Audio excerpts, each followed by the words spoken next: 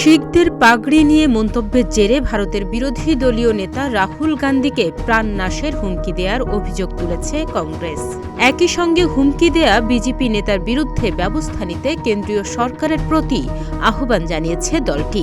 এদিকে রাহুলের মন্তব্যের প্রতিবাদে বুধবার দিল্লিতে সোনিয়া গান্ধীর বাসভবনের সামনে বিক্ষোভ করেছে বিজেপি ঘনিষ্ঠ শিখ নেতারা।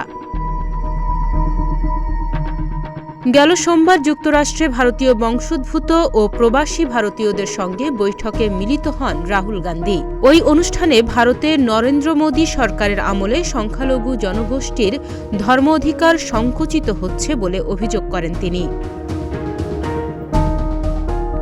একই সঙ্গে একজনকে দেখিয়ে রাহুল বলেন, শিখরা যাতে নিজের ইচ্ছে মতো চলতে পারেন তা নিশ্চিত করতেই লড়ছে ইন্ডিয়া জোট।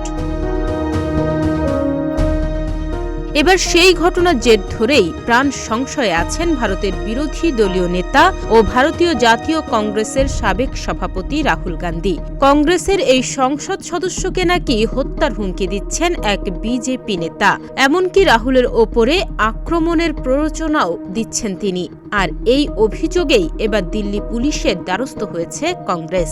অভিযুক্ত বিজেপি নেতার বিরুদ্ধে অবিলম্বে ব্যবস্থা নেওয়ার দাবিতে পুলিশের কাছে অভিযোগ দায়ের করেছে দলটি।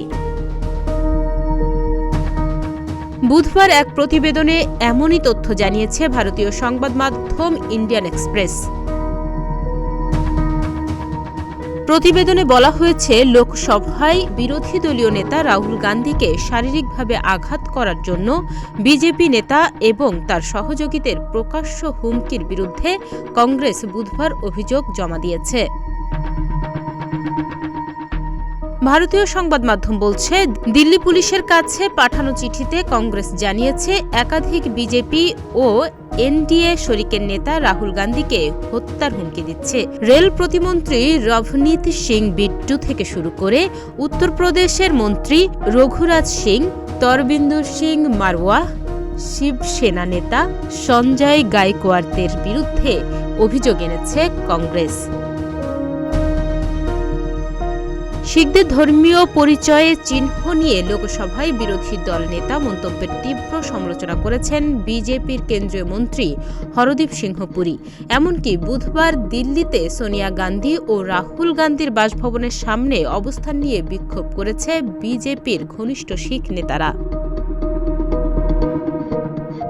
তাদের দাবি, কংগ্রেসের আমলের চেয়ে মোদির শাসনামলে দেশটিতে ভালো রয়েছেন শিখ ধর্মাবলম্বীরা। এ সময় রাহুলের পরিণতি তার দাদির মতোই হবে বলে হুমকি দেন বিজেপির সাবেক এই সাংসদ। কংগ্রেসের বক্তব্য, হত্যার হুমকিতে ভয় পান না তারা, কিন্তু এই সব ব্যক্তিদের বিরুদ্ধে ব্যবস্থা নেওয়া প্রয়োজন। ডেস্ক রিপোর্ট, প্রতিদিনের বাংলাদেশ।